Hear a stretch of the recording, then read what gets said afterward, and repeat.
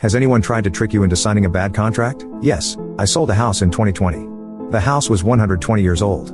As you can imagine, much work had been done on the house over the years. When I went to sell the house, all seemed fine with the buyers. I had actually moved out a year earlier and had left the house vacant while I pondered what to do with it. Also, once it was completely vacant, I was able to do things like get the floor sanded. The furnace failed once, and I had a neighbor let someone in to fix it under a service contract.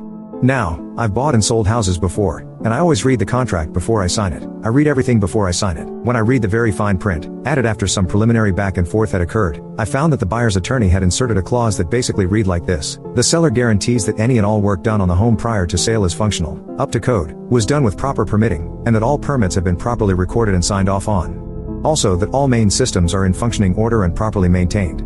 Now, as I said, the house was 120 years old.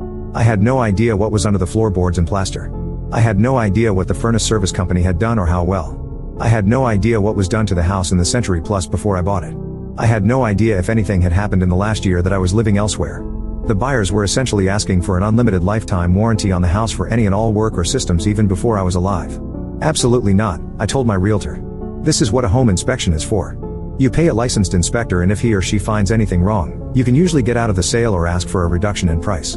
The house had passed their home inspection. The house was appraised for $20,000 more than they were paying. Strike this clause or I won't sign. Well, their attorney was quite aggressive, insisted it was a standard clause. She tried rewording it a little. I refused to sign. There was already a clause in the listing document, and in the purchase and sale agreement, that the house was being sold as is, where is. We went back and forth until I put my foot down. Strike the guarantee clause, acknowledge the as is, where is clause, or no deal. They chose to sign. Read everything before you sign it.